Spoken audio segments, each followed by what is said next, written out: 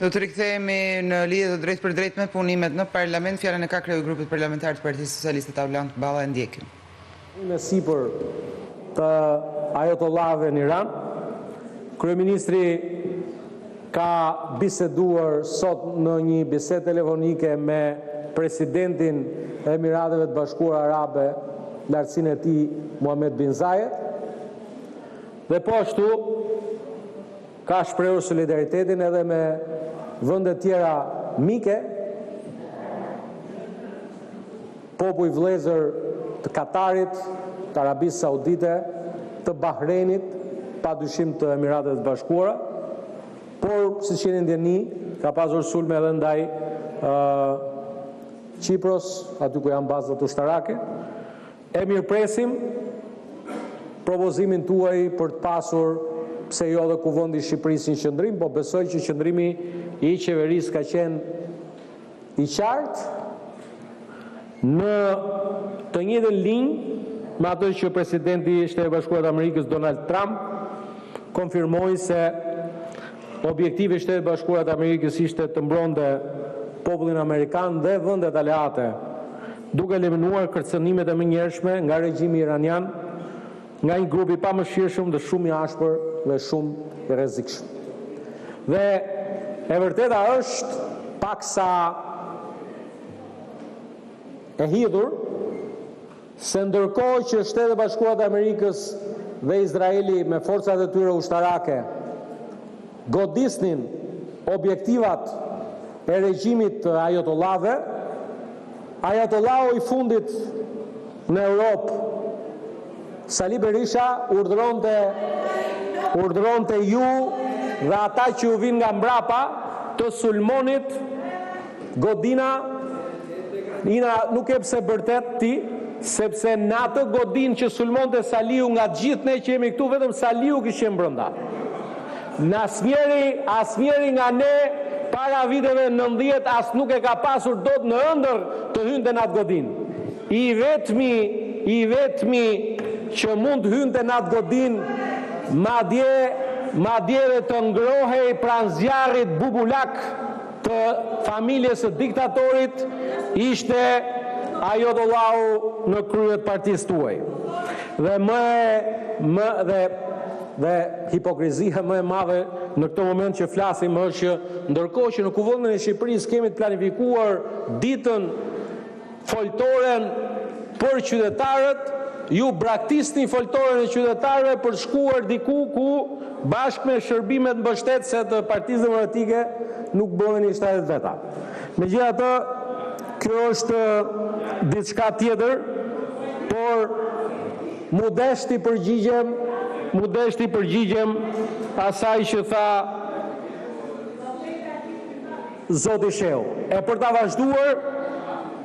besoj që sot është dita që dikush në emër të grupit parlamentar të Partisë Demokratike, në linjë me grupin e partive popullore europiane në Parlamentin Evropian, e thënë qartë përmes David McAllister, kryetarit Komitetit të Politikës Jashtme në Parlamentin Evropian, që duhet të distancoheni nga dhuna. Madje dëgjova një prej këtyre përfaqësuesve tuaj që kishin nxjerrë në internet, pra në rrjetet sociale, edhe shembuj të protestave në vende tjera. Ka një dallim shumë madh, po padyshim që ka edhe protesta të dhunshme edhe në vende tjera, por nuk ka asnjë vend në botë që protestat e dhunshme të udhëhiqen nga një parti politike. Pra mund t'i bëjnë grupe të caktuara destabilizuese, antisistem, por nuk mund të udhëhiqen nga një parti politike. Dhe sulmi ndaj fondacionit Art Explora, një investim tërësisht francez, është një sinjal i keq për një parti politike e cila në vitin 1991 kishte ideal antarësimin e Shqipërisë në familjen europiane, ta bëjmë Shqipërinë si gjithë Europa, dhe sot ju jeni shndruar një parti që përdorni zjarre flak kundër projekteve të huaja, me ndoshta ndoj synim të qartë për të zhbërë një provë që ju lidh shumë ose të paktën udhëhesin tuaj lidh me regjimin e kaluar. Sa i përket diçka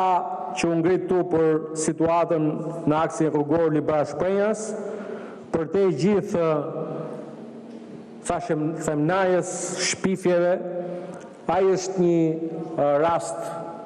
që është i qartë që kemi të bëjmë me një fatkesi natyrore, edhe 30 vjetë më parë kur një kompani aso kohë greke e kontraktuar nga qeveria në vitin 1995, kur ndërtohen dhe urën në atë vend, ka pasur një rrëshqitje, është bllokuar rruga për një kohë gjatë edhe aso kohë. Dhe ky është një fakt të paktën për shkak se edhe jam banor, kam qenë dhe jam banor i librajve dhe di fare mirë ajo që ka ndodhur. Përdorimi një fatkesie natyrore për qëllime politike është mungesë largpamësie politike pikë pari, por lajmi mirë është që prej nesër në orën 12 rifillon qarkullimi në atë aks, në atë kalim të përkohshëm, ndërkohë që mbi këtë kalim përkohshëm vijon puna intensivisht për vijimin e projektit Korridori 8. Është fakt që falë kësaj qeverie, Korridori 8 do të jetë një Korridori 8 ashtu siç i ka hije këtij korridori evropian. Nuk do të kishim pasur një Korridor 8 nëse nuk do të kishte qenë insistimi i qeverisë Rama në samitin e zhvilluar në Shqipëri të Bashkimit Evropian me Ballkanin Perëndimor. Ka qenë një betejë e vështirë të mbajmë Korridorin 8 si një korridor evropian, një betejë shumë vjeçare, po e fituar nga kjo qeveri. Dhe e vërteta është që Korridori 8 do të japi Shqipërisë një mundësi të ardhë për qenë një vend, një urë ndërlidhse mes portit Durrësit dhe portit Varnës, dy pika të rëndësishme strategjike për transportin jo vetëm të udhëtarëve, jo vetëm të mallrave, po dhe të pajisjeve ushtarake në kushtet e reja të gjeopolitike me të cilat ndodhet sot Europa. Kështu që në këtë këndvështrim mendoj që gjithë ato ankesa që u thanë këtu për sa i përket këtij projekti, është një projekt i madh, kalon një zonë të vështirë, nuk përjashtohet që problematika të ngjashme të ripërsëriten edhe në pjesë të tjera të rrugës, të paktën nga pjesa që lidhet nga Dragostunja deri në pjesën e Bushtricës, ku më pas fillon një aks i ri rrugor që lidh nga ura Bushtricës deri tuneli që kalon në kufirin mes dy vendeve, Republikës Shqipërisë dhe Republikës së Maqedonisë Veriut, ku do jetë tërësisht një aks i ri rrugor dhe aty pastaj do të jetë më e thjeshtë pjesa që lidhen me problematikat e aksit rrugor aktual. Ndërkohë që gjithë pjesa aktuale është fakt që kur ndërtohet një rrugë mbi aksin e vjetër, krijohen dhe problematika të kësaj natyre. Kështu që zoti Sheu, me që ju përgjigja për replik fjalës tuaj, është shumë e mirëpritur fakti që vjen zyrtarisht nga Partia Demokratike dënimi dhunës dhe po ashtu solidariteti me vendet e para me partnerin ton strategjik Shtetet Bashkuara të Amerikës, me Izraelin, por dhe me vendet mike në Gjirin Persik, të cilat sot gjenden nën goditjen e regjimit në rënje të ajodollahëve. Faleminderit.